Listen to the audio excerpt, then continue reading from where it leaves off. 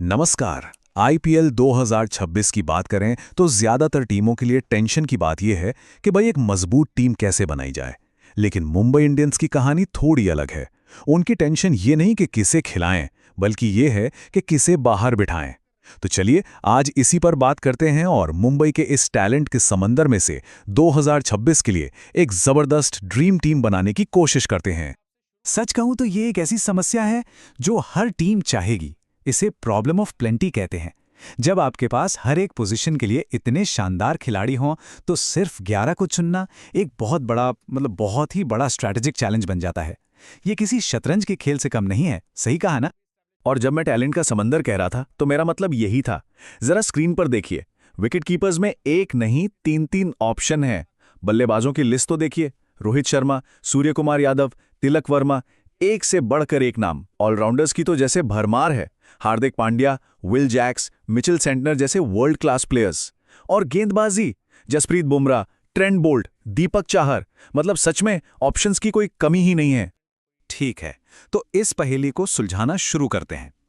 देखिए, किसी भी टी20 टीम की जान उसका टॉप ऑर्डर होता है ना? अगर शुरुआत अच्छी हो गई तो आधा काम वहीं हो जाता है। तो सबसे पहले बल्लेबाजी के शुरुआती क्रम को एकदम पक्का करते हैं। तो पहले 4 खिलाड़ी मुझे लगता है ये लगभग तय हैं। ओपनिंग के लिए रोहित शर्मा और क्विंटन डीकॉक। रोहित का अनुभव और क्लास, और साथ में डीकॉक जिनका टी20 में कमबैक कितना शानदार रहा है हम सबने देखा है। नंबर 3 पर आएंगे दुनिया के बेस्ट टी20 बल्लेबाजों में से एक सूर्य कुमार यादव, और नंबर 4 पर तिलक वर्मा। हाँ, इन दोनों को सिचुएशन के हिसाब से ऊपर नीचे भी किया जा सकता है, जिससे एक बेहतरीन लेफ्ट राइट कॉम्बिनेशन भी बना रहता है। और हाँ, सूर्य कुमार यादव क्यों एक ऑटोमेटिक चॉइस है? अगर इस पर किसी को जरा सा भी शक हो तो ये स्लाइड देख लीजिए। पिछले सीजन में 16 मैचों में 717 रन, 65 का अविश्वसनीय औसत और 167 का स्ट्राइक रेट।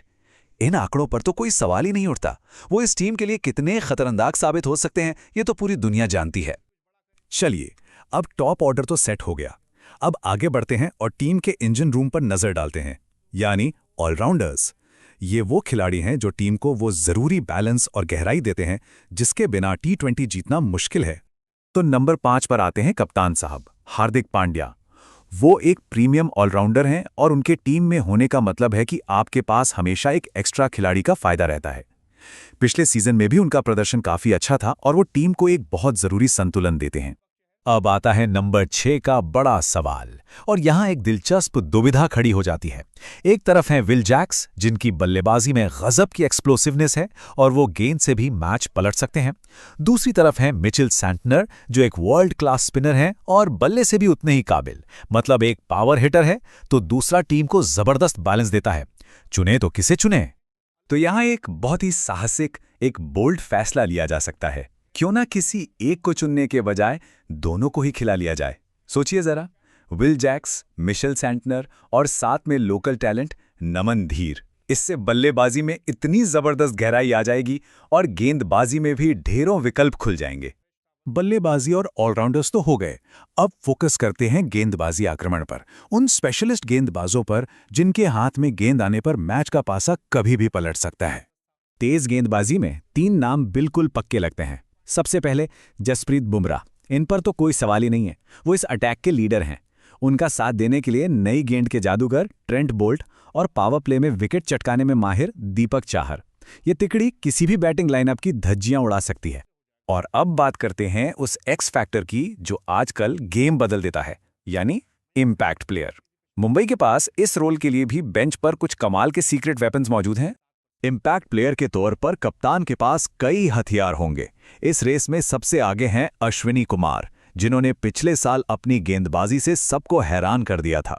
अगर पिच में थोड़ा भी टर्न है तो मयंक मार्कंडे तुरुप का इक्का साबित हो सकते हैं। और फिर आते हैं शार्दुल ठाकुर। उनका अनुभव तो बेशकीमती है, लेकिन वो इतने बेहतरीन खिलाड़ी हैं कि उन्हें बेंच पर रखना ही एक बड़ी चुनौती है।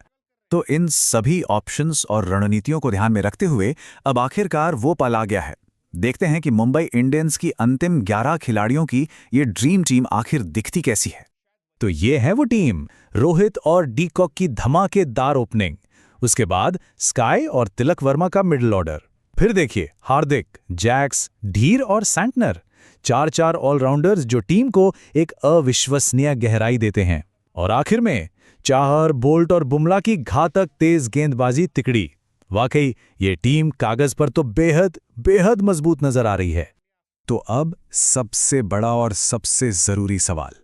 इस टीम में अनुभव है, युवा जोश है, पावर हिटिंग है और वर्ल्ड क्लास गेंदबाजी भी है। सब कुछ तो है, लेकिन क्या ये प्लेइंग 11 वो टीम है जो मुंबई इंडियंस को 2026 का खिताब जिता सकती है? इस पर सोचना तो बनता है।